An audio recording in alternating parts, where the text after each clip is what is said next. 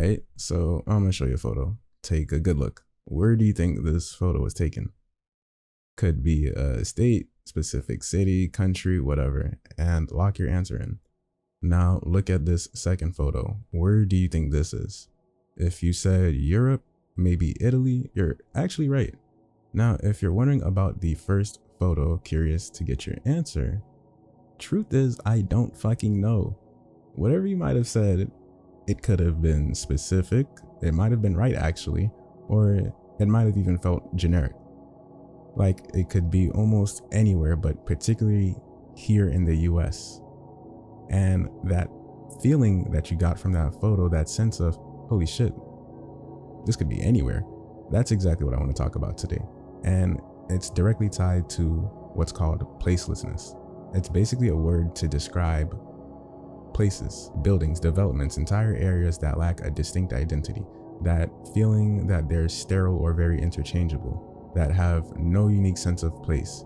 And here in the US, you commonly see it everywhere, but it feels especially common with hyper-commercialization and new developments in the United States. And I really want you to think about those identical fast food restaurants, those shopping centers, even the suburbs. They often follow some sort of standard architectural blueprint that I feel like is being commonly shared, that strips away any unique character or local identity. Now, these zip codes might be fucking different, but that's goddamn near the same building half the time. Now, maybe I'm just some old man yelling at the clouds here. They're honestly just buildings, right? And they're harmless, but honestly, I don't think so. Because this placelessness isn't just about architecture. It hits people where they live. Look at what happens most of the time when unchecked gentrification, entire neighborhoods get flipped, pushing out locals who might have been there for a few generations. Cultural staples of that community are gone. And more than half the time, what replaces them often is not a revitalized community, but a hollowed out space filled with shitty aesthetics designed for people who actually don't even live there to begin with. And that's when you actually feel the loss. Because suddenly, your favorite late night food spot is fucking gone. The corner store you always could count on at 3 a.m. for Plan B's, backwoods, and other snacks is all gone. It's boarded up. And even the shady spot you knew was a money laundering front, but you just couldn't prove it, it also just vanished. All replaced by the same predictable lineup. Another shitty ass wine bar, a boutique gym that nobody can afford, and maybe a Whole Foods if you're lucky. Now, this was kind of further explored in the episode of South Park. Where people can gather to shop, experience, and grow. This is an all-new food and nightlife district. This is Shitty Pot Town. But realistically, there's something wrong with this, but not really, because neighborhoods change, and sure, that's okay and normal. But how they change matters. When the end result is a complete erasure of a place's history, when a vibrant spot loses its unique character and cultural anchors, what are we left with? Just another sterile block that looks like the same one the next town over. It's more of than just losing familiar buildings. It's watching a local culture, a local community get paved over and eroded piece by piece. Everything that it once was is gone, and it's now replaced with a giant fucking nothing. But again, the video is about placelessness. It would be wrong to only throw this under the umbrella of gentrification, but how this is further explored is placelessness can be found in, like, sometimes it's just a random patch of land that finally made its way onto Google Maps. So again, no, the video really isn't about fighting gentrification itself. It's more about the complete lack of thought and character when these new places are being built.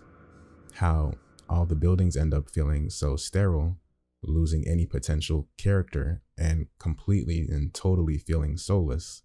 Now I'm from South Florida, and down here this is extremely common. It feels like every other month a new development springs up. A random community that nobody fucking asked for. And I know that it's mainly often catering to people moving in from elsewhere. And that's a whole nother shit show I won't get into, but the result is the same. Developers throw up these random houses, apartment complexes, and shopping centers that just lack any taste or life. And the issue is somehow the fucking shopping plaza 2 miles down the road is a carbon copy of the one I'm standing in right now, or the new shiny high-rise apartment building that no one can just fucking afford yet, and I can't afford yet, that sits half vacant most of the year. And it looks exactly like the one the next city over. And honestly, more than half the time, this just feels off. It kind of feels like I'm in limbo, because usually when traveling, I can sort of gauge and tell where I'm at with the buildings around me. But now they all look the fucking same. And if you know me very well, you know that I'm very much into art. And part of me looks at everything nearly like it's art. So I'll always end up usually being disappointed. But I also like to find inspiration in the built environment around me. But honestly, how the fuck can I when everything looks like it was picked from the same bland preset pack? And it just washes out the potential soul that these buildings could have had. It's like maybe visual noise isn't just the right term that I usually use, but it kind of feels like a loud nothingness, just more bland nothing-esque developments taking over. The lack of unique identity is really obvious. If I show you these homes in this photo, you'd probably guess somewhere specific, maybe up north, maybe around New York, and you'd be right. But if I show you these, you generally couldn't put your finger on it. They look like they could be in almost any state. So what does it look like when development is done right? Because surely not every project has to feel this way. It just makes you wonder what the actual appeal of so much modern development is when it feels more than half the time so lifeless. And to contrast that, I want to talk about a park I visited. Now, this park isn't fucking new at all. It's not a new development, but it was built way back in the 70s. But maybe that's the point. It's decades ago. I wasn't even born then, because it looks like maybe the people who built this actually gave a shit. They took the time, applied the craft, and created something beautiful. This was a Japanese garden. It was a fusion of Japanese traditions sprinkled into an American setting, done with real respect for both cultures and the person who the park is named after. And yes, the park is open to the public. It charges an admission, it profits, it has a museum, it operates as a functional space, but it never feels like just a cold transaction, a soulless cash grab.